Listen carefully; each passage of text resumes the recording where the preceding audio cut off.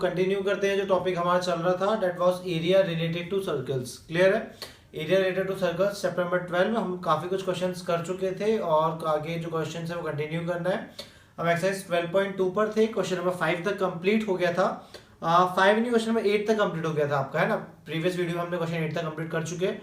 अब question number 9 से हमें स्टार्ट करना है। चलिए स्टार्ट करते हैं क्वेश्चन से। तो क्वेश्चन नंबर 9 आपको दिया है कि a brooch is made up of, brooch आप कोट वगैरह पे जो लगाते हैं, ठीक है ना, is made up with silver wire in the form of a circle with diameter 35 millimetre. एक ब्रोच है जो सिल्वर वायर से बनाया गया है, आपको बुक में डायग्राम में दिख रहा होगा, ठीक है ना। मैं शो कर दूंगा यहाँ पे डायग्राम में, आप देख सकते हैं उसको। The wire is also use in making the 5 diameters which divide the circle into 10 equal sectors as shown in the figure 12.1212.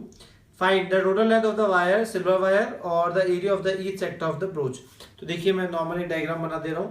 इसके अंदर टोटल 5 डायमीटर्स बनाई गई है। ये आपका एक ब्रोच है, इसी तरीके से कंसीडर किया गया है। एक ऐसे इसमें टोटल 5 डायमीटर्स है। दो तो ये हो गई, 3 ये हो गई, 4 ये हो गई, 1 2 3 4 और एक ऐसी आपकी हो गई 5। इस तरीके से 5 डायमीटर का एक ब्रोच है, ठीक है। अब इस ब्रोच में आपको बोले पूरा सिल्वर से बना हुआ है, ठीक है, सिल्वर वायर से बना हुआ है। ये जो लाइंस है ये भी सिल्वर वायर की है और ये बाउंड्री है वो भी सिल्वर वायर की ही बनी हुई है। तो आपसे 2 क्वेश्चंस पूछे गए इसमें। पहले आपसे बोला गया कि सिल्वर वायर जितना यूज हुआ है वो बताओ, उसकी लेंथ बताओ कि कितना सिल्वर वायर्स में यूज हुआ है। सेकंड आपको बोला गया है कि इसमें जो ये सेक्टर, देखो ये अलग अलग सेक्टर्स में डिवाइड हो गया सर्कल पूरा, 1 2 3 4 5 5 5 10 सेक्टर्स में डिवाइड हुआ। तो हर एक सेक्टर का एरिया कितना होगा आपको ये दोनों चीजें बतानी है। चलिए तो स्टार्ट करते हैं। तो हमें पहले दिया हुआ है कि रेडियस, है ना, ये आपका क्वेश्चन नंबर है 9, ठीक है ना। क्वेश्चन में आपको देके रखा हुआ है the broach is made up of silver wire in the form of a circle with diameter 35। तो देखो रेडियस ऑफ सर्कल, है ना, हम रेडियस ऑफ सर्कल मान लें कितने चाहिए, डायमीटर 35 है तो रेडियस होगी 35.2 मिलीमीटर, ठीक है। सबसे पहले तो फाइंड आउट करना है कि लेंथ ऑफ वायर, की वायर कितना लगा, तो वायर कहाँ कहाँ लगा पहले वो फोकस करिए आप। वायर लगा हुआ पूरी बाउंड्री मतलब सर्कमफेरेंस, प्लस ये पांचों जो डायमीटर है सबकी सब किससे बनी हुई है, वायर से बनी हुई है। तो ये 5 मीटर जो डायमीटर है इसमें वायर लगा हुआ है, सर्कमफेरेंस में आपको वायर लगा हुआ है। तो 5 मीटर का तो आप बहुत इजीली निकाल लेंगे, 5 डायमीटर्स हैं उनका तो बहुत सिंपल निकाल लेंगे कि भाई एक डायमीटर जो है 1 डायमीटर लेंथ, या अपन ये भी लिख दें डायमीटर, वो मैं लिखना भूल गया, मैं यहाँ लिख दे रहा हूँ डायमीटर ऑफ सर्कल, आपको वो भी देके रखी है, दैट इज 35 मिलीमीटर। तो एक 35 की 5 से आप मल्टीप्लाई कर लेंगे तो आपको ये डायमीटर्स का निकल जाएगा लेंथ वायर की। अब सर्कमफेरेंस की निकालनी पड़ेगी। तो चलिए हम देखते हैं। तो टोटल लेंथ ऑफ वायर जो आपकी निकालनी है ना, टोटल लेंथ ऑफ वायर आप किस तरीके से निकाल सकते हैं, इज इक्वल्स टू, सबसे पहले सर्कमफेरेंस, है ना, सर्कमफेरेंस ऑफ सर्कल या ब्रोच प्लस कितने डायमीटर्स है, लेंथ ऑफ या डायमीटर, एक डायमीटर इंटू 5, ठीक है। तो देखिए आपके टोटल क्या दिया, आपको यहाँ पे दिया हुआ circumference of circle plus diameter into 5। अब क्यों किया गया, एक डायमीटर की लेंथ इंटू में ऐसे 5 डायमीटर, तो 5 की लेंथ निकल जाएगी टोटल। चलिए सॉल्व करते हैं। सर्कमफेरेंस ऑफ सर्कल आप सभी को मालूम होता है 2 पाई r प्लस 5, डायमीटर कितनी देखेगी 35 और इंटू में 5, एक डायमीटर 35 मिलीमीटर, तो 5 कितना जाएगा 5 से मल्टीप्लाई कर देंगे अपन। अब चलिए 2 इंटू 22/7 इंटू r की वैल्यू 35/2 प्लस इसका यहाँ मल्टीप्लाई करो कितना हो जाएगा, ये आपका 180, 5 5 से 25, 2 कैरी ओवर, 5 से 50, 175 हो रहा है आपका टोटल। क्लियर है, 2 से 2 आपका कैंसिल, 7 5 से 35, क्लियर है। अब इसका मल्टीप्लाई करिए, 5 2 से 10, 1 कैरी ओवर और ये 110। यहाँ तक आप सभी को क्लियर हो गया होगा। चलिए प्लस ये 175, तो टोटल लेंथ ऑफ वायर कितना हो गया आपका 285 millimetre. Total length of wire तो आपको 285 मिलीमीटर मिल गई। पहला क्वेश्चन हो गया आपका यहाँ पे सॉल्व, है ना, कि हमने टोटल वायर की लेंथ निकाल दी। अब हमें ये मालूम है कि ब्रोच या सर्कुलर ब्रोच, पूरा लिखे ज्यादा क्लियर होगा भाई। जो सर्कुलर ब्रोच को क्वेश्चन में आपको क्या दिया, केवल ब्रोच दिया हुआ है। तो जो सर्कुलर ब्रोच है आपका इज डिवाइडेड, कितने सेक्टर्स में डिवाइडेड है, 1 2 3 4 5 6 7 8 9 10 सेक्टर्स में डिवाइड है ना। तो circular broach is divided into 10 equal sectors, भाई 10 सेक्टर्स में डिवाइडेड है बाय 5 डायमीटर्स, भाई 5 डायमीटर से 10 सेक्टर में क्या है, 10 बराबर सेक्टर्स में डिवाइडेड है। तो एरिया ऑफ ईच सेक्टर कैसे निकालोगे, सबसे पहले आपको एंगल ऑफ सेक्टर निकालना पड़ेगा कि एंगल ऑफ सेक्टर कितना है। सबसे पहले एंगल ऑफ सेक्टर निकाल लेते हैं। आप सभी को मालूम है सर्कल होता है वो 360 डिग्री का होता है, जो सर्कल होता है वो 360 डिग्री का होता है। और अब ये पूरा 360 जो डिग्री है ना उसको 10 भागों में बांट दिया गया है, तो 10 पार्ट्स में डिवाइड कर दो, 0 से 0 कैंसिल। आपका एंगल ऑफ सेक्टर कितना आ गया है, angle of sector is equals to 36 degree. अब निकाल लेते हैं एरिया ऑफ ईच सेक्टर, यही आपको निकालना है, area of each sector pi r square theta upon 360 degree. चलिए वैल्यू पुट करते हैं, 22/7 इंटू आर मतलब 35/2 का होल स्क्वायर इंटू 36 अपॉन 360। चलिए इसको आगे हम ओपन करें तो 22/7 इंटू 35 इंटू 35 अपॉन 2 इंटू ये आपको हो जाएगा 1/10, है ना। यहाँ तक आप सभी को क्लियर हो चुका है, मैंने इतना तो आप लोगों को क्लियर करवा दिया। चलिए अब कैंसिल आउट करते हैं, आगे सॉल्व करेंगे। कैंसिलेशन के बाद ये हो गया आपका 11 टाइम्स में, ठीक है। देन 7 7 7 5 35 5 1 5 5 2 10। कुछ और कैंसिल आउट हो रहा है, नहीं हो रहा, ऊपर बच रहा है 11 इंटू 35 अपॉन में बच रहा है आपका 4।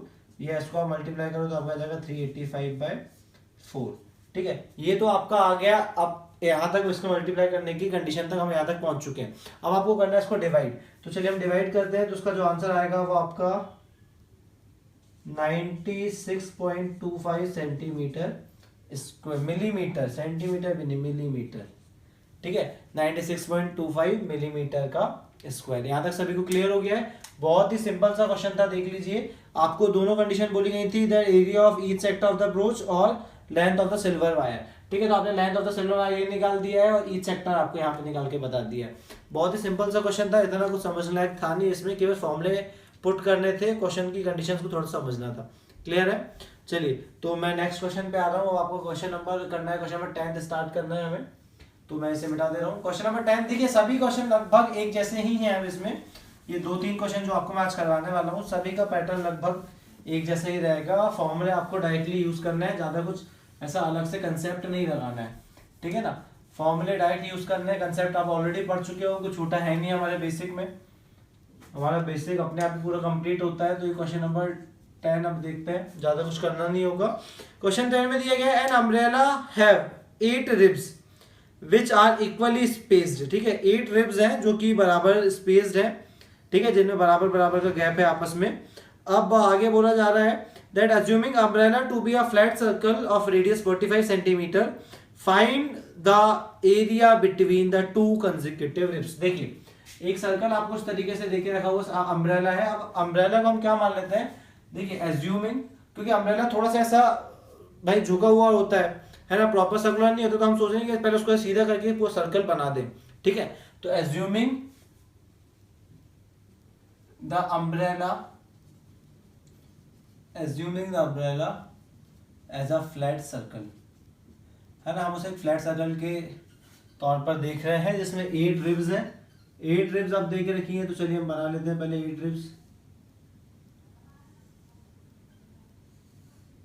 देखिए ये आपका अम्ब्रेला, ये हो गई आपकी हर 1 2 3 4 5 6 7 8, दे आर 8 रिब्स। भैया आपको 8 रिब्स दिख रही हैं, इनको रिब्स बोलते हैं, ये जो लाइंस है ना इनको रिब्स बोलते हैं। तो क्वेश्चन में आपसे क्या बोला गया है कि assuming the umbrella flat circle find the area between the 2 consecutive ribs. मतलब 2 कंसेक्यूटिव रिब्स मतलब जस्ट एक के बाद एक आने वाली जो रिब्स है ना, इनके बीच का ये जो एरिया है, ये एरिया फाइंड करो। किसी भी 2 रिब्स को ले लो, इनके बीच का एरिया को क्या करके बताओ, फाइंड करके बताओ। तो आपको समझ में आ रहा है कि जो 8 की 8 रिब्स है ना, ये पूरे फ्लैट सर्कल को क्या कर रही हैं, 8 अलग अलग सेक्टर्स में डिवाइड करें। देखिए 1 2 3 4 5 6 7 8, तो 8 सेक्टर है, ठीक है। इन 8 सेक्टर का एरिया आपस में इक्वल है। आपको किसी भी एक सेक्टर का एरिया निकाल के बताना जो क्वेश्चन में पूछा गया है। चलिए तो मैं अब लिख देता हूं यहाँ पे कि रेडियस आपको देके रखी है, तो रेडियस ऑफ अम्ब्रेला, है ना, रेडियस ऑफ अम्ब्रेला आपको देके रखी है शायद 45 सेंटीमीटर, यस 45 सेंटीमीटर,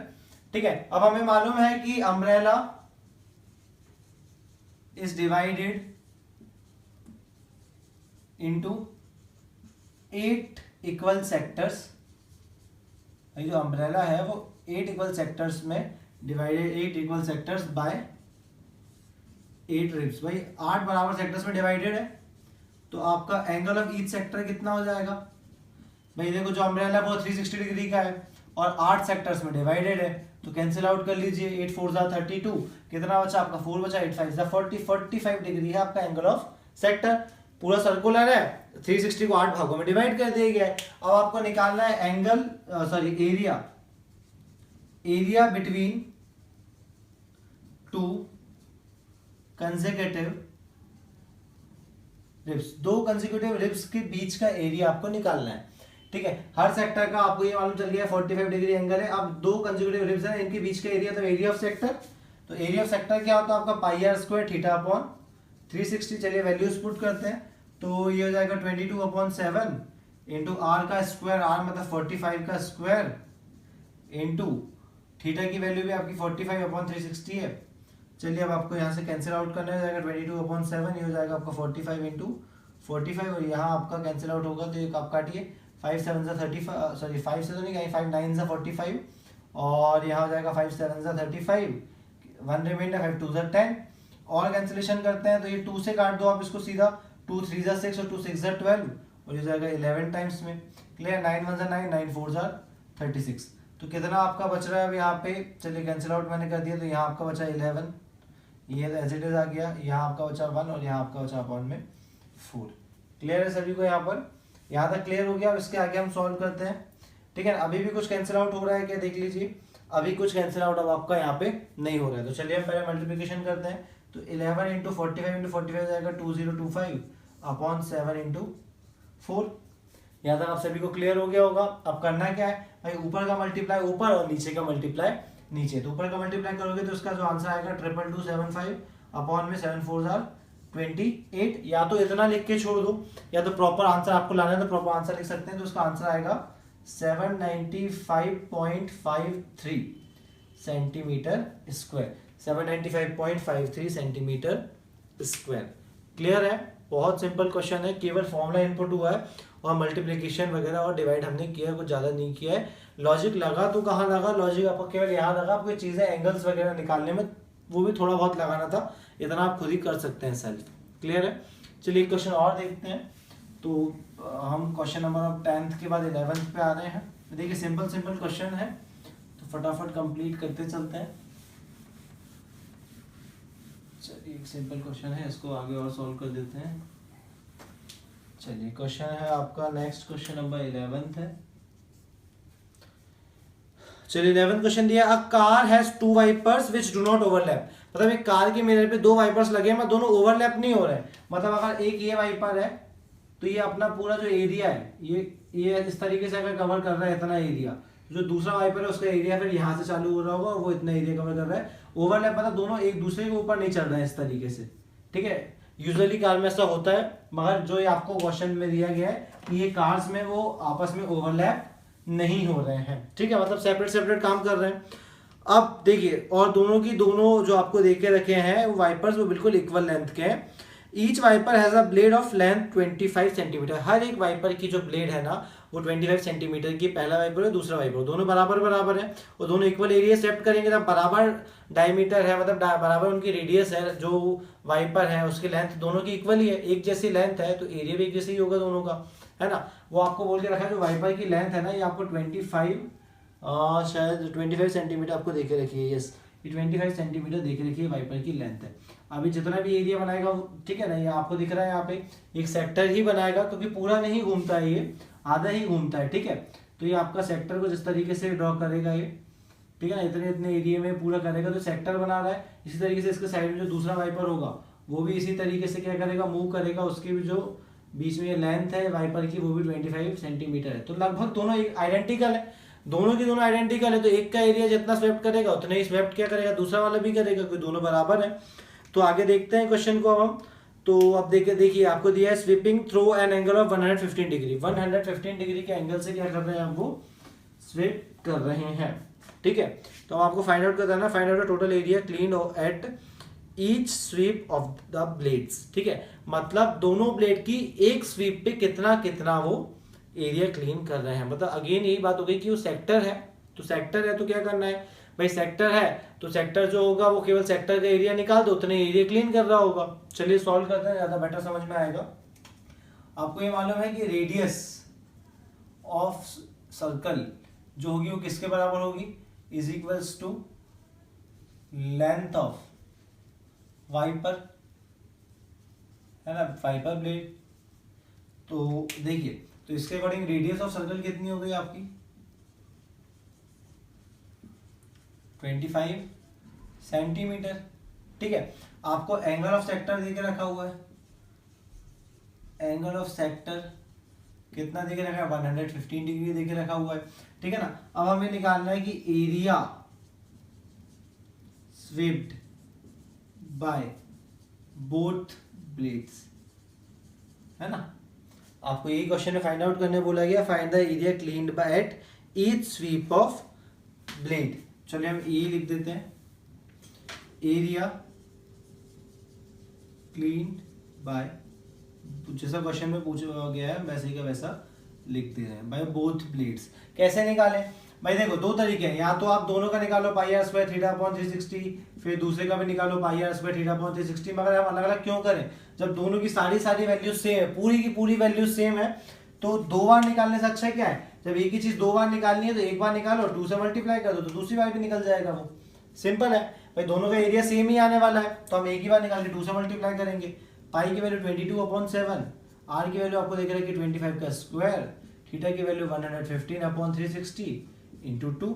चलिए कैंसिल आउट करते हैं इसको, ये हो जाएगा 2 1 जा 2 और यहाँ काटोगे 2 1 जा 2, 2 8 जा 16 और 0 का 0। क्लियर है, 5 से काटो तो ये हो जाएगा 5 3 जा 15, 5 6 जा 30, ये हो जाएगा 5 2 जा 10, 1 डिवाइड 5 3 जा 15। तो यहाँ आपका क्या बचा 22/7, 25 का स्क्वायर 625 इंटू 23/36। यहाँ तक आप सभी को क्लियर हो गया होगा। ठीक है, अब हम आगे सॉल्व करते हैं। अभी और कैंसिल आउट हो गई, हो जाएगा 11 टाइम्स में हो जाएगा 2 1 जा 2 और 2 8 जा 16। तो अब नीचे आपका बचा 7 इंटू 18 और ऊपर बच रहा 625 इंटू, इसका मल्टीप्लाई 11 से करोगे तो जाएगा 253/7 इंटू 18। अब 18 और 625 इनको आप कैंसिल आउट करें, ठीक है, और तो इसका आंसर आपको जो आएगा अप्रॉक्स 34.72 के आसपास इसका आंसर आने वाला है। देन 7 से 253 को कैंसिल करें तो इसका आंसर भी आपका 36.14 के आसपास आएगा। फाइनल आंसर आपको इन दोनों को मल्टीप्लाई करने के निकलेगा। मैंने पहले ही कैलकुलेशन करके रखा है क्योंकि वीडियो का टाइम ज़्यादा लंबा हो जाता है अदरवाइज। ठीक है, अब दोनों का मल्टीप्लिकेशन करेंगे, ये हो जाएगा 2355.42 सेंटीमीटर स्क्वायर। 42 या 12 के आसपास है इसका, अब आप लोग निकाल लीजिएगा आंसर। आगे की डिजिट्स आपकी पॉइंट के अर्थ की यही होंगी। ठीक है, तो आपका फाइनल आंसर आ चुका है कि जो एरिया स्वेप्ट हो रहा है दोनों ब्लेड्स का एक बार में, दैट इज 2355 सेंटीमीटर 0.12 सेंटीमीटर।